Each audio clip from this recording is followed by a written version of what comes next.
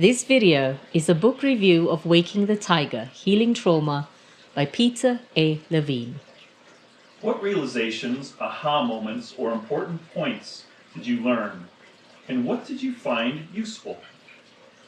Traumatic symptoms are a result of the frozen residual energy, when unresolved, becomes trapped in the nervous system. When the three stages of fight, flight, and freeze have not been discharged sufficiently, this often leads to human trauma. It is likely everyone would have experienced some form of trauma in their lives. They may not be fully aware of the consequences of the traumatic events, and everyone responds to trauma differently. Depending on one's ability to self-regulate, a small window of tolerance can result in a person leaving the comfort zone and getting stuck in a hypervigilant or hyper-aroused state.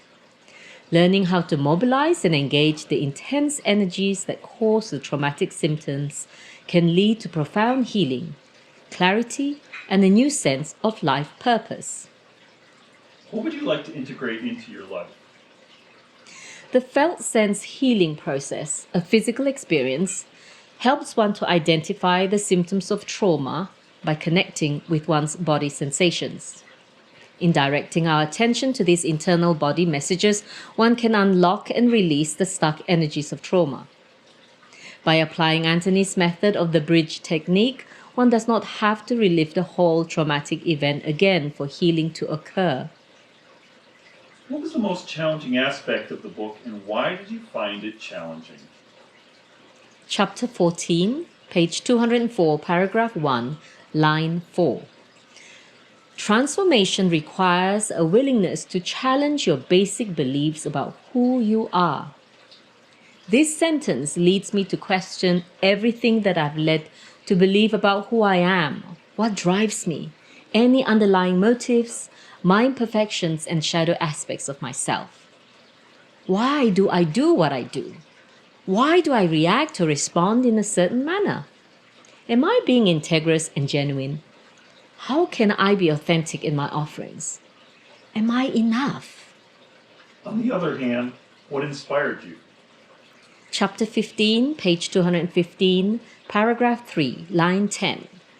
The key to transforming trauma is to move slowly in the direction of flexibility and spontaneity. This sentence gives me hope. I do not have to rush and decode all of life's mysteries yesterday, today, or tomorrow.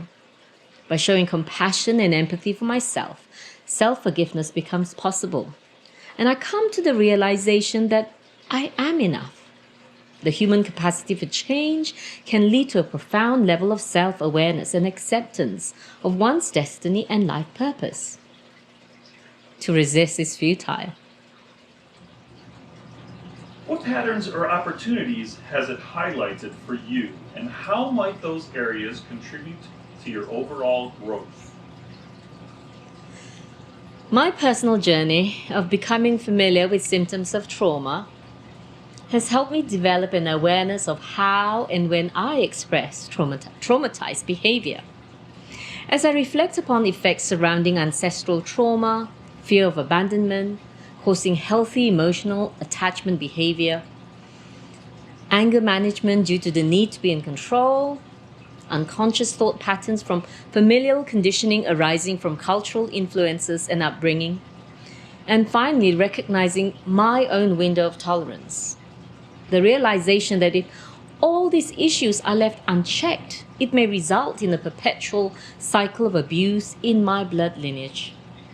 Some practices I have adopted to widen my window of tolerance and increase emotional regulation.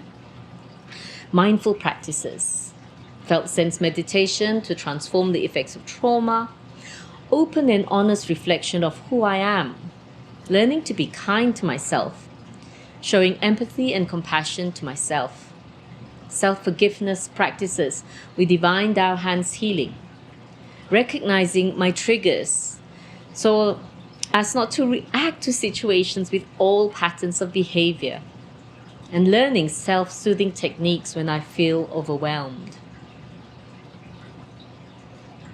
How could this book inform your practice as a breath worker? And how are you inspired to bring what you've learned into your sessions?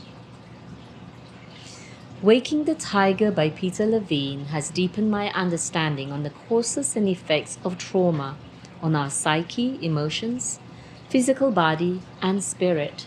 I'm also aware how important it is to provide a safe container so the breather feels supported in their vulnerability. In applying the tools and techniques from Chapter 16, empowers the breather to access and renegotiate the trauma through the felt sense. In Chapter 14, Transformation, Peter talks about the healing vortex to balance the force of the trauma vortex when a client is activated or triggered. I am inspired to apply pendulation in my breathwork sessions to promote and build resilience in the nervous system. This avoids the breather feeling overwhelmed. By being present, compassionate, mindful, and attentive to their breathing experiences, this truly is an honor and privilege as I witness the breather returning to wholeness and wellness.